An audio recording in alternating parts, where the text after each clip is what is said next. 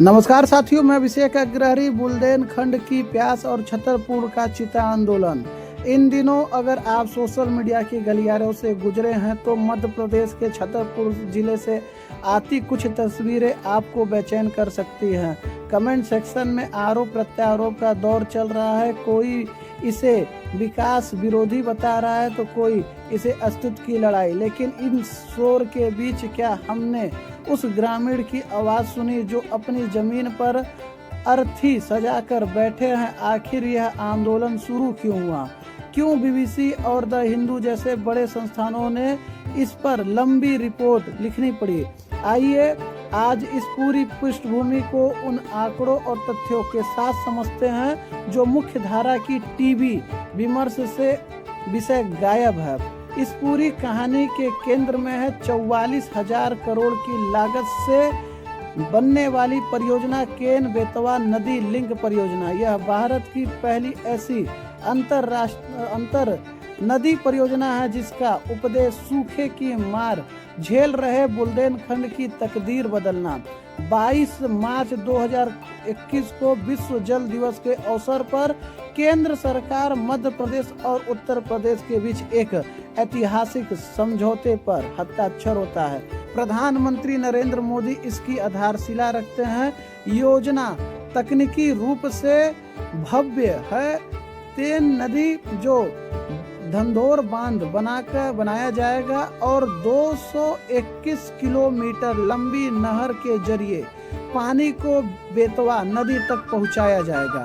उपदेश 10 लाख हेक्टेयर से अधिक भूमि की सिंचाई और करोड़ों लोगों को पीने का साफ पानी। लेकिन इस भव्यता की दूसरी तस्वीर छतरपुर के उन 20 से 25 गांवों में दिखती है जो इस परियोजना के कारण इतिहास का हिस्सा बनने जा रहे हैं।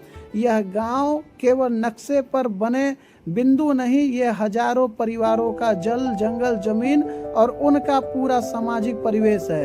आंदोलन की सबसे बड़ी कड़ी विस्थापन और मुआवजा। यहाँ हमें कानून और जमीनी हकीकत के अंतर को समझना होगा।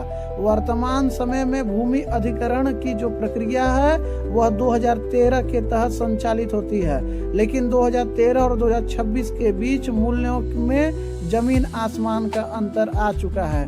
ग्रामीणों का सबसे बड़ा और वाजिब तर्क यही है कि आज के समय महंगाई और जमीन की बढ़ती कीमतों के मुकाबले 2013 की नियमावली के आधार पर दिए जाने मुआवजा उन्हें सम्मानजनक जीवन जीने की गारंटी नहीं देता है। जब एक पूरा गांव विस्थापन होगा तो केवल घर नहीं उजड़ेंगे बल्कि एक पूरी अर्थव्यवस्था परिवेश समाप्त हो जाएगा। यदि वे अपना जल, अपनी पुश्तैनी जमीनें और अपना परिवेश देश के व्यापक हित बुंदेलखंड की प्यास बुझाने के लिए छोड़ रहे हैं तो उन्हें एक ऐसा मुआवजा नहीं मिलना चाहिए जो उन्हें दूसरे स्थान पर वही स्वाभिमान और समानता के साथ जीवन दे सके।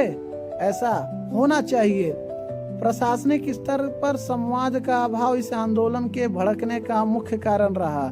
जब विस्तृत परियोजना रिपोर्ट डीपीआर और पुनर्वास में स्पष्ट रूपरेखा प्रभावितों के साथ साझा नहीं की गई तो अविश्वास ने जन्म लिया।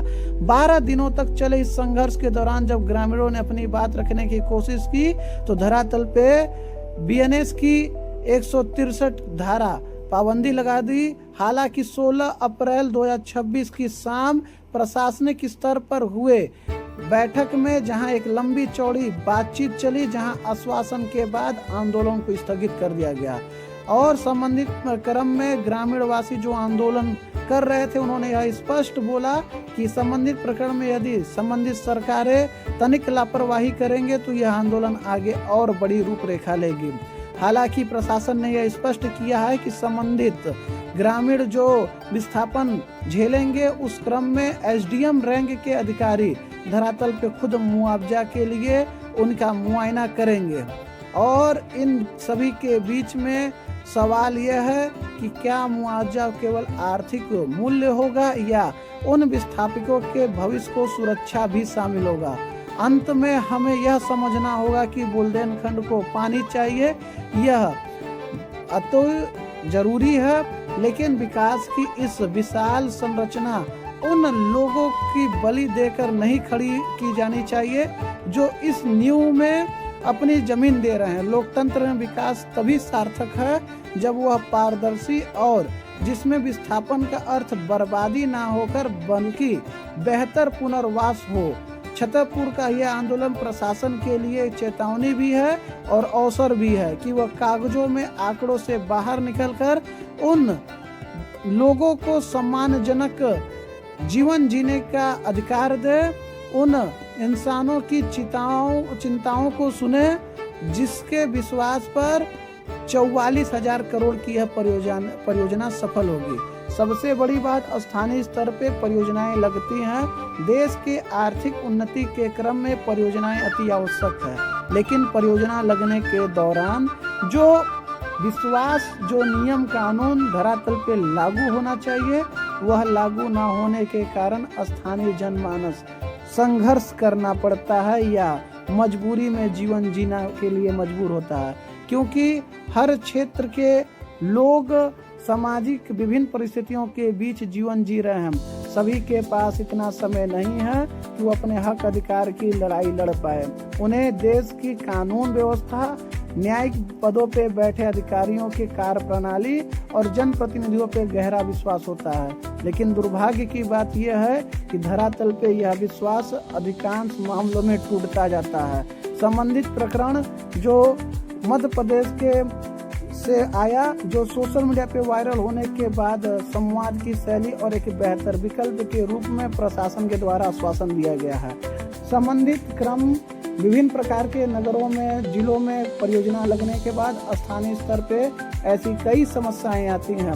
उदाहरण के तौर पे मैं जिस नगर ओबरा में रहता हूँ, वहाँ पे लगी परियोजनाएं अपनी जिम्मेदारियों को जिस प्रकार से नजरअंदाज कर रही हैं, जिस कारण स्थानीय स्तर पर रोजगार की गंभीर समस्या, प्रदूषण की बढ़ती चिंताएं, शिक्षा का गिरता स्तर, स्वास्थ्य की गिरती व्यवस्था के क्रम में स्थानीय जनमानस सिर्फ परियोजना की चकाचौंध के नीचे उस कालिक जीवन जीने के लिए मजबूर है जिसकी कल्पना कभी कानून में तो नहीं हो सकती है, लेकिन अधिकारियों के द्वारा झूठे लेख आंकड़ों के आगे बदहाल अवस्था में जूझता जनमानस।